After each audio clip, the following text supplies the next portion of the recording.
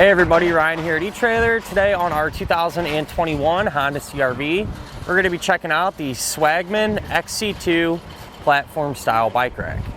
So first impressions of the rack on the back of the Honda, I think it looks pretty good actually. And this is a really simple, economical way to carry around a couple of bikes. So this would be a really good choice for those of you that maybe you're kind of just getting into cycling, or maybe just do it every now and again, or just don't really want to have to spend a bunch of money on some really fancy rack. You know, this one will still get the job done and do it well.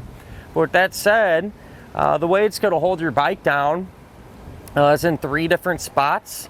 So you're going to have a frame hook here up top that's going to put pressure down and force the wheels here into the cradles. So all that pressure comes down and jams them in there. And believe it or not, it actually does a pretty good job there. I mean, there's movement in the rack, which is normal. You're going to get that with just about any rack, but the bike's solid. So like I said, really simple, but it works really well. With that said, since it does use this frame hook, you probably want to stay away from using this with carbon frame bikes. You know, I don't know if maybe that hook and all that pressure going down onto that carbon could potentially, you know, put it at risk.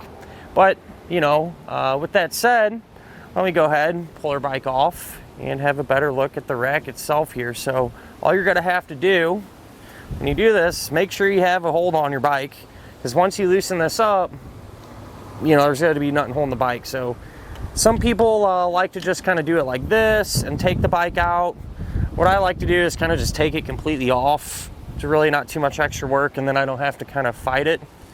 We'll just grab our bike, pull it off, and we're ready to hit the trails. I do want to point out that if you're wanting to get in and out of the back of your CR-V, whenever you have the bikes on your rack, you're not going to be able to. You know, there's just not enough space here for this to open up. And this does not tilt down. If that's something that's really important to you, there's a bunch of different racks out there that do that. Qots, for example, a lot of those will fold down. That's what you're looking for. But with that said, if the bikes are off, you can still get in back here. And that's because the center portion does fold down. So there's a pin there, you can pull that out. And now you're going to have, you know, more than enough clearance to open up your hatch and get anything you might need in and out of the back of your CR-V. Something you want to keep in the back of your mind whenever you have the rack on your CR-V is the fact that it is going to extend the overall length of it. And not by very much, but something you want to think about if you got, you know, a really small garage or go to pull into a tight parking spot, something like that. So to figure out exactly what we're working with here, I'll measure from our Honda Emblem there to the very edge of the rack, and that's going to be right at about 25 inches. So although it's not taking up a ton of space, something you still want to think about. Something that's pretty cool is the fact that if you're not using the rack, you can flip it up.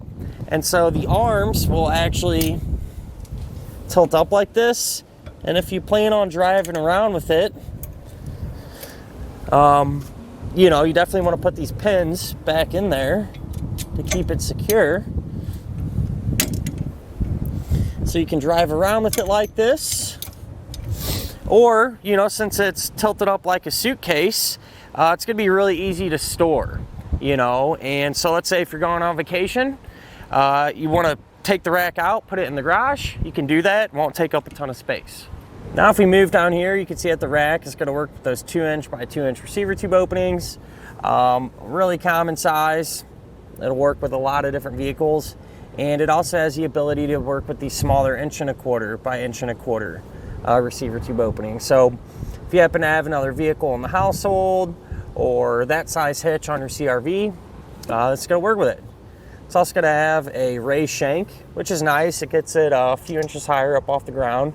Especially in the CR-V's case, you know, these don't sit up super high, so a little bit extra goes a long way. And it's also going to come included with an anti-rattle bolt. And what this is going to do is eliminate any slop or play here in the connection point. And that's just going to help prevent, you know, this from bouncing around and making a bunch of noise. So kind of give you an example of that. Say if we're going down the road, hitting some bumps, you can see that this is nice and solid in here. Although I notice there's a little bit of movement in these arms when you have them in the upright position like that. You know, but the trade-off's worth it. You're not going to hear this bouncing around. This little bit of movement, you're probably not going to hear. So nothing really too crazy to worry about. So at the end of the day, a really simple, easy to use, and economical rack that's going to get the job done. And if you're anything like me, you always want to see, you know, the product you're interested in actually working or in action. So why don't we go ahead, load up some bikes, take this out on the test course, and see how it does. This is our test course. Let's start with the slalom. This shows side-to-side action, such as turning corners or evasive maneuvering. Then, onto our alternating speed bumps. This shows twisting action, such as hitting curbs, potholes, road debris, or even uneven pavement. Last of all, the solid speed bumps. This shows up and down action, such as driving through a parking lot or parking garage, or driving in and out of a driveway. And that'll finish up our look at of the Swagman XC2 platform style bike rack on our 2021 Honda CR-V.